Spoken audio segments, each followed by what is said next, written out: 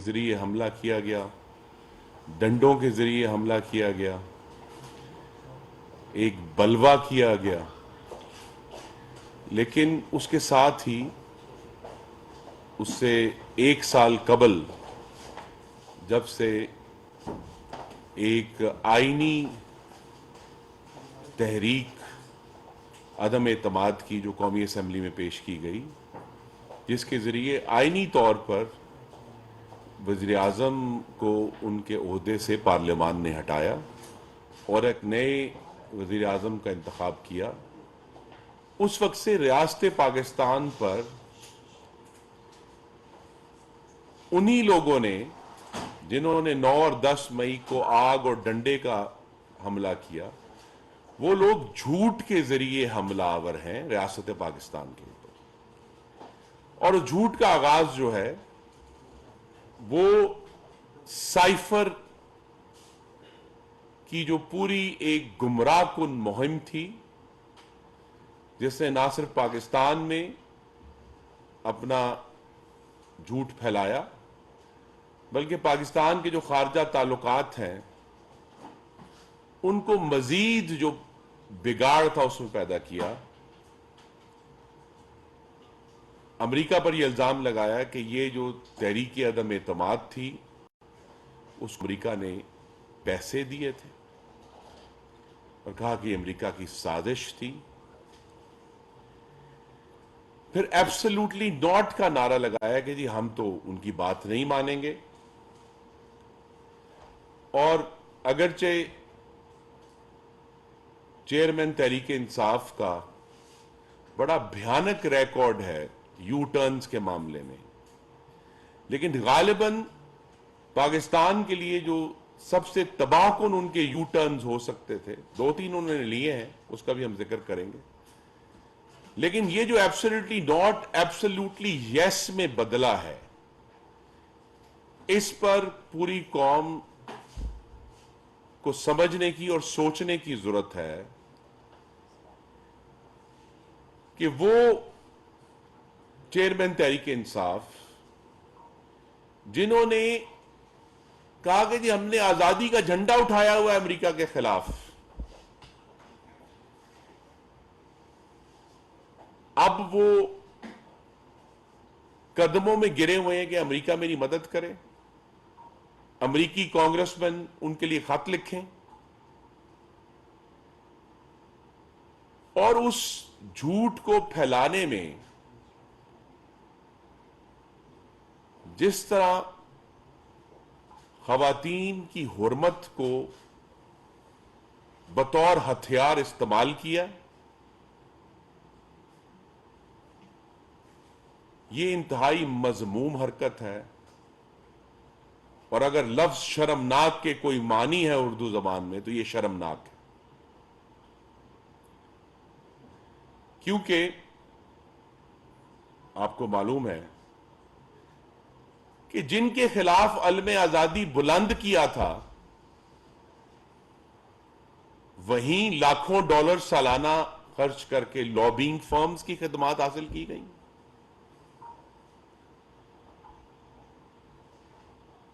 जिनके खिलाफ कहा गया जी हम तोड़ देंगे गुलामी की जंजीरें,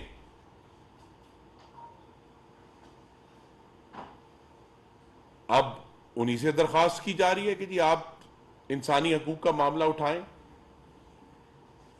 और फिर ना सिर्फ जिस तरह मैंने कहा खवातीन की हुर्मत को हथियार के तौर पर इस्तेमाल किया, जो एक नया हथियार है आर्टिफिशियल इंटेलिजेंस का, उसको भी इस्तेमाल किया और गलत और गुमराह कुन वीडियोज और तस्वीर, जिसे फिर बैन अल-अक़वामी मीडिया ने एक्सपोज किया।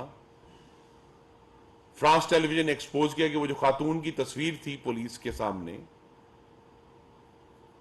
वो झूठी और गलत तस्वीर थी। और कमाल ढिठाई से पाकिस्तान की कौम से माफी मांगे बगैर वो फिर ट्वीट डिलीट कर देते हैं, वो तस्वीर हटा देते हैं। तो 2 इश्यूज हैं जिन पर आज हमें तवज्जो देनी है। एक तो ये कि खवातीन के मामले में जिस तरह हुकूमत पंजाब ने जिम्मेदारी दिखाई है और दिखा रहे हैं, लाहौर की डिप्टी कमिश्नर खातून है, एसपी ऑपरेशंस खातून है, उन्होंने खुद जाकर मुशाहिदा किया है, गुफ्तगू की है और इस बात की यकीन दहानी करवाई है कि कानून का इतलाक तो मुकम्मल होगा, लेकिन हर जो गिरफ्तार शहरी है, मर्द व खातून, उसकी इज्जत का ख्याल रखा जाएगा। दूसरी तरफ रिकॉर्ड यह है कि खवातीन की हुर्मत का मामला वो लोग उठा रहे हैं जिनके एक नहीं, दो नहीं, दर्जनों सियासी जलसों में खवातीन के साथ बदतमीजी का रिकॉर्ड मौजूद है। एक नहीं, दो नहीं, दर्जनों जलसों में खवातीन सहाफियों के साथ बदतमीजी का रिकॉर्ड मौजूद है। और वो खवातीन सहाफी जिन्होंने इन पर तनकीद करने की जसारत की, उनके खिलाफ सोशल मीडिया पर एक इंतहाई कबीह और शर्मनाक मुहिम चलाई गई और वो खवातीन सहाफी मजबूर हुई कि वो कौमी असेंबली में इंसानी हकूक की कायमा कमेटी के सामने पेश हुई और उन्होंने अपनी उफ्ताद, उनके खानदानों के ऊपर जो मुसीबत आई उस वजह से, वो तमाम अब कौमी असेंबली के रिकॉर्ड का हिस्सा है। वो लोग खवातीन की हुर्मत को बतौर हथियार इस्तेमाल कर रहे हैं जिन्होंने बिस्तरे मर्ग पर पड़ी मरियम कलसूम नवाज साहिबा, उसका ठट्ठा उड़ाया था। और सबसे बड़ी बात याद करने की है कि चेयरमैन तहरीके इंसाफ ने एक बैनुल अक़वामी निजी टीवी को इंटरव्यू देते हुए फरमाया था कि मर्द कोई रोबोट नहीं है। तो खवातीन को भी एहतियात करनी चाहिए लिबास के मामले में। और ये जवाब उस सवाल के रिस्पांस में था जब उनसे पूछा गया कि खवातीन की बदमती हुई है, मीनार पाकिस्तान पर हुई थी लाहौर में। तो वो शख्स जो खवातीन की बेहुरमती की तौजीहात पेश कर रहा है, लिबास में ढूंढ रहा है, उनका तो वैसे ही कोई क्रेडिबिलिटी नहीं है, साख नहीं है कि वैसे सवालात रेज करें। तो ये खवातीन की हुर्मत के हवाले से पंजाब हुकूमत मुकम्मल जिम्मेदारी दिखा रही है। कानून के इतलाक के मामले में मुकम्मल जिम्मेदारी दिखा रहे हैं। जो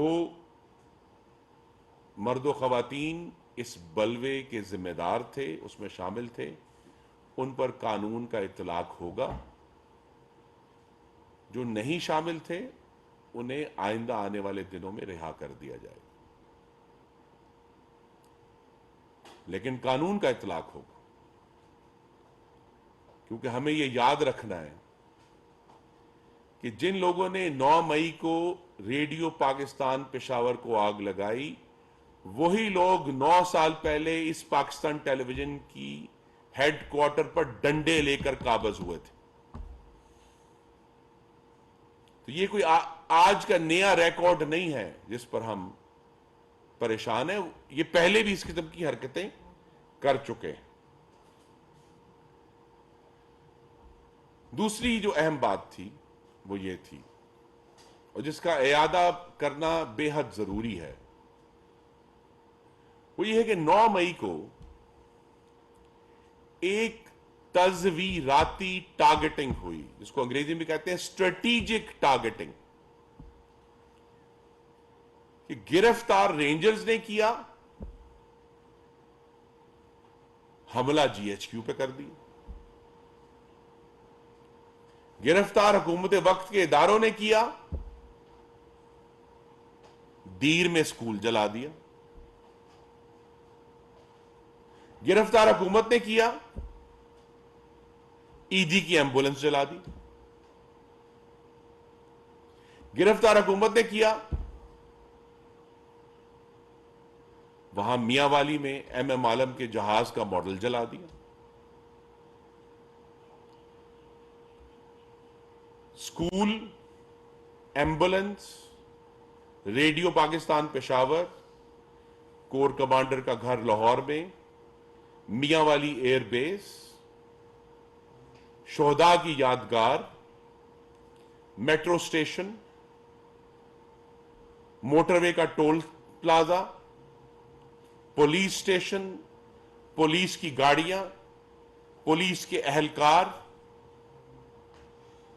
चागी पहाड़ का मॉडल जो कि पाकिस्तान की एटमी ताकत की यादगार है, इन सब का चंद घंटों के अंदर तबाह किया जाना, इन टारगेट्स को आग लगाना, ये एक सोची समझी सोच का नतीजा था। और इससे पहले रियासत पाकिस्तान पर इस तरह का हमला सिर्फ दहशतगर्दों ने किया था, जिनके खिलाफ 2014 से 16 के दौरान वजीर आजम नवाज शरीफ की क़यादत में पाकिस्तान की अफवाज ने, सब अफवाज ने मिलकर एक बहुत बड़ा दहशतगर्दी के खिलाफ ऑपरेशन किया था। तो ये जो स्ट्रेटेजिक टारगेटिंग है, ये वाजे होनी चाहिए कि 9 और 10 मई को, खासतौर पर 9 मई को, कोई अवाम का रैला आज खुद बाहर नहीं आया था। एक मुसल्ला जत्था जिसको टारगेट्स दिए गए थे, वो बाहर आया था रियासत पाकिस्तान पर हमलावर होने के लिए। और मकसद यही था कि रियासत को कमजोर किया जाए। लेकिन अल्लाह ताला के करम से एक ऐसी मुंतखब हुकूमत मौजूद है, वो उन तमाम जमातों पर कायम हुकूमत मौजूद है जिन्होंने 2018 के बदतरीन इंतखाबात में भी इस वक्त 2/3 वोट लेने वाली जमातें हुकूमत में हैं। रियासत के इदारे अपने पैर पर खड़े हैं, जिसका नतीजा यह है कि रियासत को कमजोर करने का यह मजमूम मंसूबा नाकाम हुआ। और अब इंशाअल्लाह कानून पर इतलाक के जरिए उनसे निपटा जाएगा। कोई नया कानून नहीं बनाया गया हुकूमत की तरफ से, ना सूबाई हुकूमत की तरफ से, ना वफाकी हुकूमत की तरफ से। कोई नई अदालत कायम नहीं की गई, ना ही सूबाई हुकूमत की तरफ से, ना वफाकी हुकूमत की तरफ से। तो ना कोई नया कानून, ना कोई नई अदालत। पाकिस्तान के मुरवजा कवानीन और अदालतों की मौजूदगी में इस तखरीबी अफरीद से इंशाअल्लाह हम निपटेंगे। और पाकिस्तान को और बहुत चैलेंजेस दरकार इस वक्त हमारे सामने है। हमारे सामने खारजा पॉलिसी का एक बहुत बड़ा चैलेंज है। हमारा जो हमसाया, मशरकी हमसाया है, उसका चैलेंज है। पाकिस्तान के मगरिब में चैलेंजेस हैं। जो नई जियो पॉलिटिक्स है, उसके चैलेंजेस हैं। लेकिन मुंतखब हुकूमत, दिफाई इदारे इस पर मुकम्मल तौर पर पुरअज़म है कि ये जो अंदरूनी तखरीबकारी हुई है, ये इंशाअल्लाह दोबारा नहीं होगी। और पाकिस्तान बतौर एक जमहूरिया के, एक आईनी मुमलकत के आगे बढ़ेगा। इस साल के आखिर में इंतखाबात मुतवक्को हैं। पाकिस्तान के अवाम एक साफ, शफाफ और गैर आईनी मुदाखलत से पाक इंतखाबात में अपनी सूबाई और वफाकी हुकूमत का इंतखाब करेंगे। जो मुआशी चैलेंजेस हैं उनसे हम निमट रहे हैं, मजीद निमटेंगे आने वाले दिनों में। ताकि हम ये जो तकरीबकारी 9 और 10 मई को हुई है इसको माजी का हिस्सा बनाकर इससे दुरुस्त सबक सीख कर इंशाअल्लाह पाकिस्तान को आगे लेकर बढ़ेंगे। बहुत शुक्रिया जी।